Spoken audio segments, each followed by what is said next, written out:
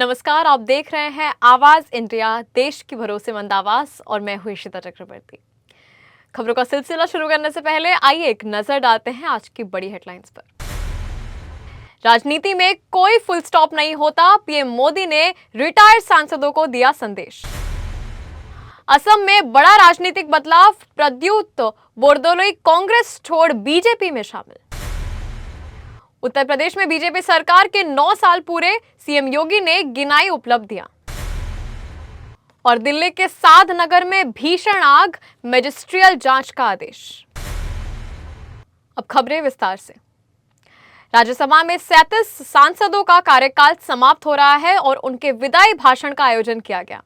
इस मौके पर प्रधानमंत्री नरेंद्र मोदी ने सदन को संबोधित करते हुए कहा कि राजनीति में कोई फुल स्टॉप नहीं होता। पीएम मोदी ने रिटायर हो रहे सांसदों के योगदान की सराहना की और बताया कि राज्यसभा अपने आप में एक बड़ी यूनिवर्सिटी है, जहां नए सांसद वरिष्ठ सांसदों से सीखते हैं। उन्होंने मल्लिकार्जुन खड़गे और शरद पवार जैसे वरिष्ठ नेताओं का उदाहरण देते हुए उनके अनुभव और समर्पण की प्रशंसा की। पीएम मोदी ने कहा कि सदन में हर सदस्य का योगदान महत्वपूर्ण होता है और यहां मिलने वाले अनुभव समाज और सार्वजनिक जीवन में भी सार्थक साबित होते हैं। उन्होंने रिटायर सांसदों को याद दिलाया कि लंबा कार्यकाल कोई छोटी बात नहीं है और इसके दौरान सदस्यों ने बेहद मूल्यवान योगदान दिया। पीएम मोदी ने कहा कि राजनीति में सीख और सेवा का सिलसिला लगातार चलता रहा है। उन्होंने सभी सांसदों को उनके समर्पण और काम के लिए धन्यवाद दिया और कहा कि उनका योगदान आने वाली पीढ़ियों के लिए प्रेरणा बनेगी। उन्होंने जोर दिया कि संसदीय अनुभव समाज को मजबूत और लोकतंत्र को सशक्त बनाने में मदद करता है। असम की राजनीति में बड़ा उलटफेर हुआ है जब नागांव लोकसभा सांसद प्रद्युत बोरदोलोई ने कांग्रेस छोड़कर भाजपा की सदस्यता ग्रहण की। उनके शामिल होने के मौके पर मुख्यमंत्री हिमंता बिस्वा शर्मा और असम बीजेपी अध्यक्ष दिलीप सैकिया मौजूद थे। इस कदम के साथ असम में भाजपा की स्थिति और मजबूत होगी। बोरदोलोई का कांग्रेस के साथ जुड़ाव 1975 से रहा है, लेकिन अब उनका बीजेपी में आना पार्टी को कोई नई ताकत देगा। सीएम हिमंता ने कहा कि असम बीजेपी केंद्रीय नेतृत्व से सिफारिश करेगी कि प्रद्युत विधानसभा चुनाव लड़े। उन्होंने कहा कि किसी नेता के आत्मसम्मान के साथ अगर कांग्रेस में बने रहने का कारण नहीं बचा तो वहां रहना व्यर्थ है। प्रद्युत बोरदोलोई ने कल ही कांग्रेस से अपनी सभी पद और प्राथमिक सदस्यता से इस्तीफा दे दिया। उन्होंने मल्लिकार्जुन खड़गे को एक लाइन का इस्तीफा भेजा और मात्र 24 घंटे में भाजपा में शामिल हो गए। उत्तर प्रदेश की बीजेपी सरकार को आज 9 साल पूरे हो गए हैं और इसी के चलते मुख्यमंत्री योगी आदित्यनाथ ने अपने कार्यकाल की उपलब्धियां साझा की। उन्होंने कहा कि केंद्र और राज्य सरकार प्रधानमंत्री नरेंद्र मोदी के विजन को साकार करने के लिए प्रतिबद्ध है और योजनाओं को जमीनी स्तर पर लागू कर लोगों के जीवन में बदलाव लाया जा रहा है। योगी ने जल जीवन मिशन के तहत गांव तक शुद्ध पेयजल पहुंचाने के प्रयासों का विवरण दिया और बताया कि अब तक 10,000 से ज्यादा गांव में पाइपलाइन के जरिए पानी की सुविधा उपलब्ध कराई जा चुकी है। उन्होंने कहा कि पूर्व में प्रदूषित जल और खुले में शौच के कारण बीमारियों और मौतों की संख्या अधिक थी, विशेषकर पूर्वी उत्तर प्रदेश में।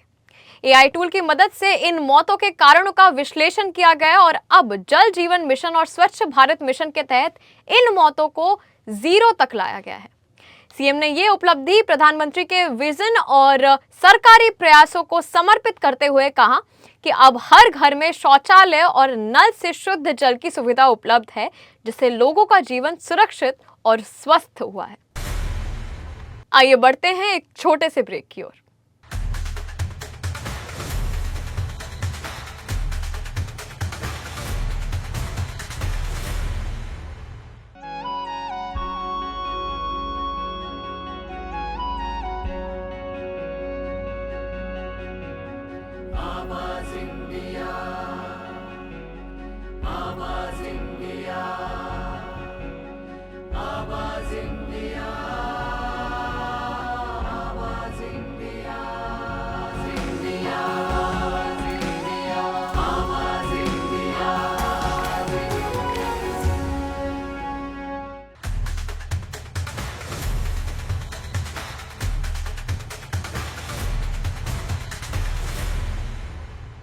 आप सभी का स्वागत है इस छोटे से ब्रेक के बाद। आइए नजर डालते हैं अपनी दूसरी।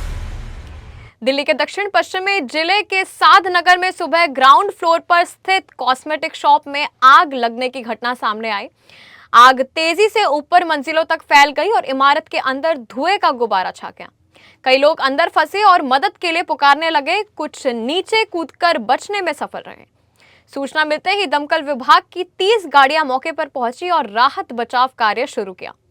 आग की चपेट में आने से 3 बच्चों समेत 9 लोगों की मौत हो गई। आग लगने के कारणों का फिलहाल पता नहीं चल पाया है और कई लोग घायल बताए जा रहे हैं। स्थानीय लोगों का दावा है कि शॉर्ट सर्किट के कारण आग लगी।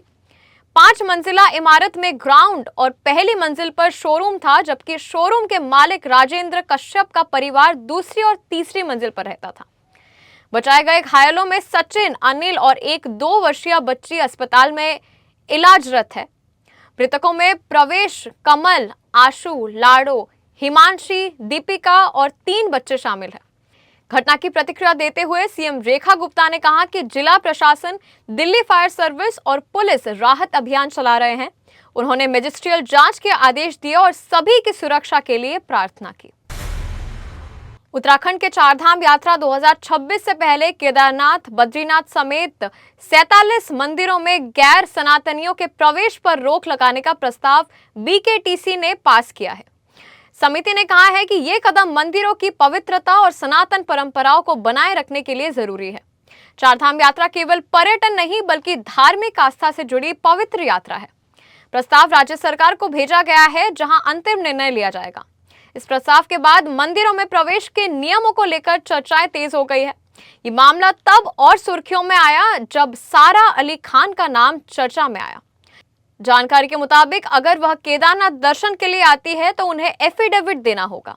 इस शपथ पत्र के आधार पर ही उन्हें सनातनी मानते हुए प्रवेश दिया जा सकता है। चारधाम यात्रा 2026 के लिए श्रद्धालुओं का उत्साह बढ़ा हुआ है और 6 लाख से अधिक लोगों ने पंजीकरण करवा लिया है। राज्य सरकार अब तय करेगी कि धार्मिक परंपरा और सामाजिक संतुलन को ध्यान में रखते हुए यात्रा का संचालन कैसे होगा।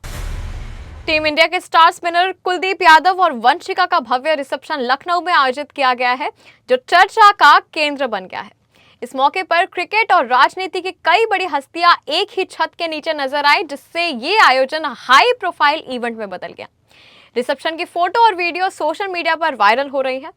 कुलदीप ने अपनी बचपन की दोस्त वंशिका से 14 मार्च को मसूरी में बेहद निजी माहौल में शादी की थी, जिसमें केवल परिवार और करीबी दोस्त शामिल थे। इसके बाद लखनऊ में भव्य रिसेप्शन रखा गया, जिसमें बड़ी संख्या में मेहमान शामिल हुए। दूल्हे कुलदीप यादव की 1960 की क्लासिक विंटेज कार में एंट्री ने समारोह को शाही अंदाज दिया। फूलों की बारिश और शानदार सजावट ने पूरे माहौल को और भी खास बना दिया। क्रिकेट जगत की कई बड़ी हस्तियों ने इस अवसर को रोशन किया। युवा स्टार यशस्वी जायसवाल, पूर्व सलामी बल्लेबाज शिखर धवन और ऑलराउंडर रविंद्र जडेजा अपनी पत्नियों के साथ पहुंचे। सिर्फ खेल ही नहीं, राजनीति की दुनिया में भी बड़े चेहरे इस जश्न का हिस्सा बने। उत्तर प्रदेश के मुख्यमंत्री योगी आदित्यनाथ ने नवविवाहित जोड़े को आशीर्वाद दिया। रिसेप्शन का ये आयोजन सिर्फ शादी का जश्न नहीं बल्कि खेल और राजनीति का अनोखा संगम बन गया। खबरों के सिलसिले में आज के लिए बस इतना ही। आप देखते रहिए आवाज इंडिया, सच्चाई की खोज।